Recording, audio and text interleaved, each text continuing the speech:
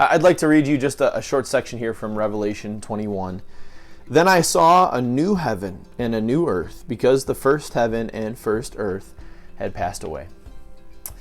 In the Bible, when it mentions heaven and earth, sometimes it's talking about the world and then the sky and everything in the universe is what's referred to when it says heavens.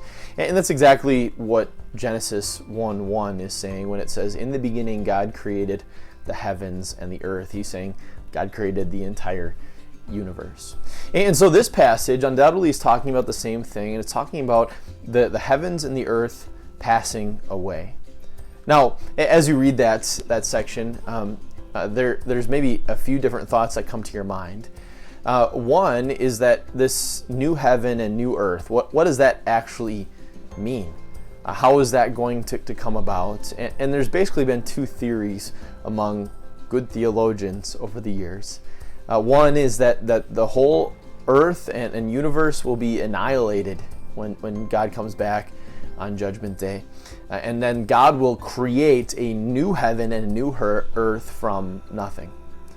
But there's another theory. There's another theory that God will come and he will burn the earth with fire, but then will restore this heavens and earth to what it was meant to be, to the perfection that he once created it in the Garden of Eden. And that's what these theologians believe is the new heaven and the new earth. Either one is valid.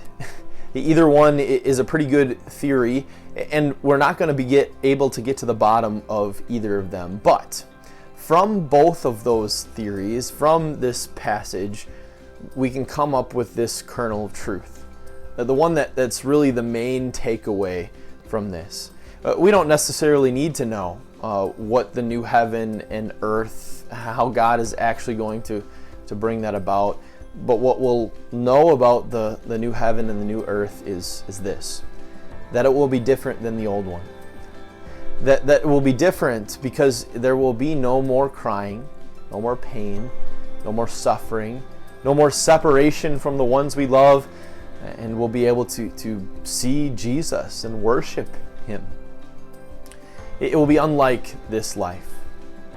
And that's of incredible comfort to believers, especially as they go through suffering and crying and loss, the loss of loved ones here on earth. It's incredibly painful, but when we look to the fact that God is going to bring this new heaven and new earth where there'll be no more of this stuff, that gives us great comfort, and it gives us something to look forward to even as we're going through incredible suffering. These are words that are often spoken at funerals.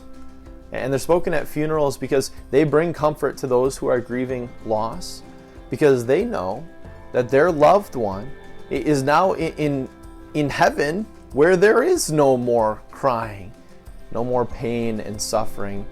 The suffering and pain that they may have gone through before they died, it's ceased.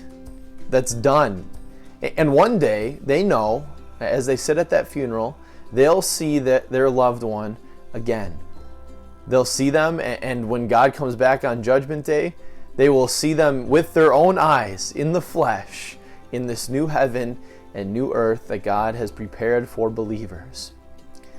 We can be confident in that, and we can take that as our hope as we walk through life. No matter what we go through, we can know that God has a new heaven and new earth that will be waiting for us, and that we get to be a part of all of that. And we love the fact that it's new, because new means no more pain, suffering, but joy, and the fact that we get to be with Jesus forever.